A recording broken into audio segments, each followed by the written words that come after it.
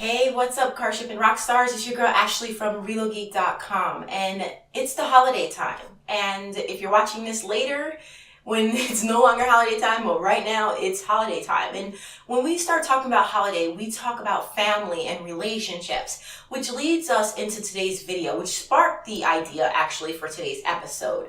We're talking about the relationships between carriers and brokers and how far it should go and what to expect from these relationships and why you need it and why you don't need this type of relationship. This video is not really a lesson per se. It's more of a chit-chat style video where I'm just going to talk to you about the different sides of the whole idea behind the relationship between carriers and brokers. So if you're not interested in watching, feel free to turn it off. And if you are interested, then let's get right into it. So I talk a lot about relationships, and I get it. Brokers don't really like carriers because they don't understand them, and carriers don't like brokers because brokers are taking far too much money and leaving the carrier with absolutely nothing. As most of you guys have known about me, I have been on both sides of the playing field.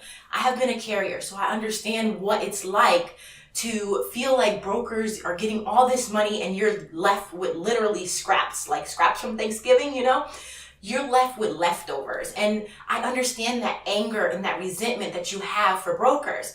And on the other side of the coin, as a broker, I understand that you want to make money. You need to make your business succeed. You also have clients that really, want you to give them this low, crazy, outrageous rate. And you feel like you won't get that client unless you give them that rate, which in turn, after you take your cut off the top, that leaves the carrier with absolutely nothing.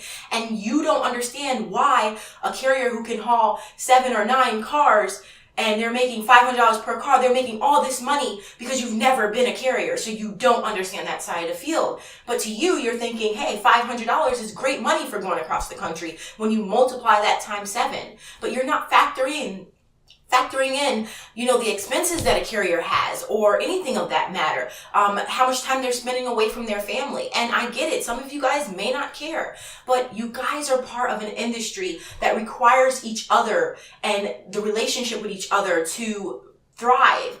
And if you guys really want to continue being able to make money in this industry, then you got to find a way to get along.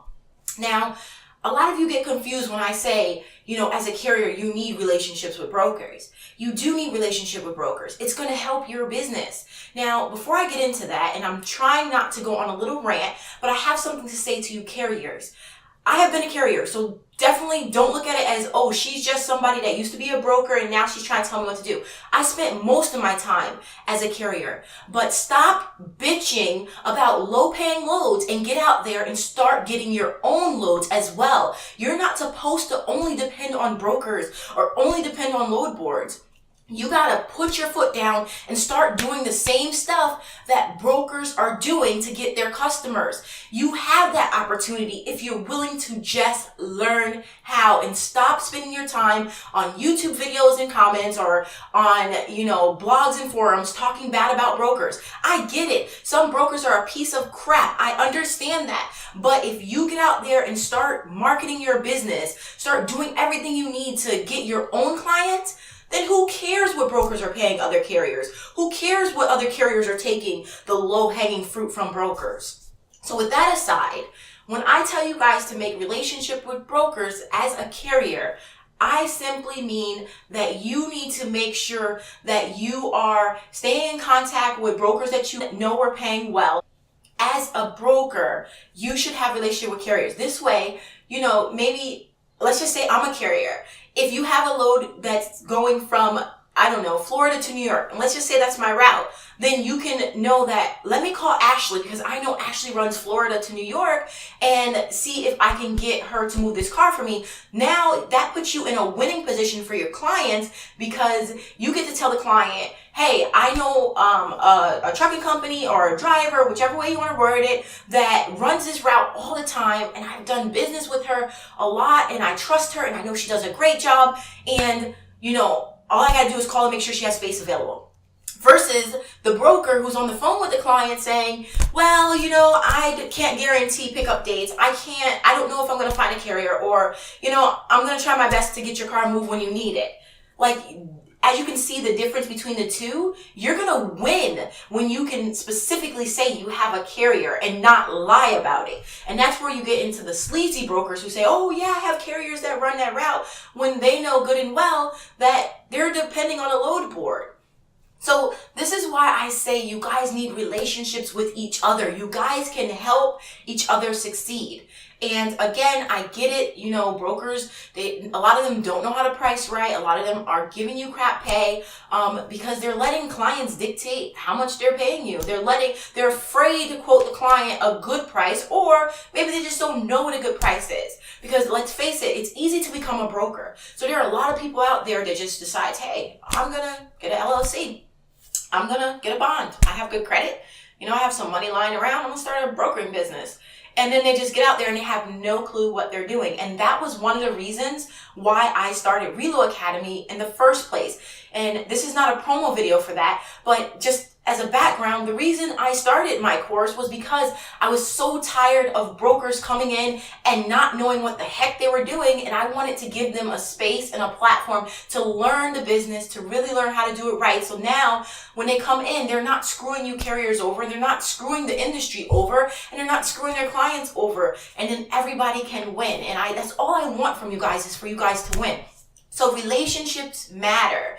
And I got asked this question this morning, which I was like, okay, that right there is a sign, Ashley, that you need to record this video. And the question I got asked was, so should I call some brokers and see if they have loads for me? And it bothered me in a sense, but I understood the question. You know, it bothered me because there's a misunderstanding about, you know, as a carrier, how you reach out to brokers. Can you call brokers and see if they have loads for you? Yes, but I would say stick to the brokers that you've made a relationship with, that you know continuously have cars on your route, and then you can give them a call. Or maybe if you're on Central Dispatch and you notice that, you know, this broker has some cars going your way, then you can, you know, give them a call or something like that. But that type of relationship with brokers is not what I mean. They're not going to keep you loaded. Your loads are going to be found usually through the load board. And I can't emphasize this enough, you finding your own clients. I don't want this video to turn into this long rant, and I know I talk fast, so I'm pretty sure some of you guys are going to mention that in the comments below. But that's how I get when I get super excited or super passionate about a topic. And this topic on relationships and getting out there, getting your own clients as a carrier, brokers, making sure that you price right and you're not letting clients dictate your pricing. I've been there, I've done that, so I know, and that's just going to lead you down a very dark path. So I just really hope that this video touches you guys in a different way. I know it's definitely totally different from my usually educating videos on how to run your business. This is more on like a personal relationship matter. But hey, like I said, it's the holiday times. Why not? If you guys like this video, give it a thumbs up as always. Don't forget to subscribe to the channel for more videos just like it. And if you guys know somebody that can use this video, then don't forget to share it, please. I can't stress enough that I am so grateful to have such a great community of carriers, brokers, companies who sell to them, agents who trust in me for advice, who come to me for help, who come to me to, you know, just to say how much my videos on YouTube help you.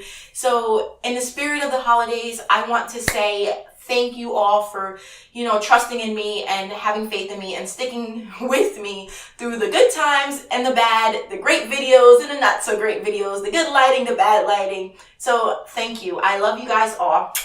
Thanks for watching. I will see you guys in the next video. Stay safe out there.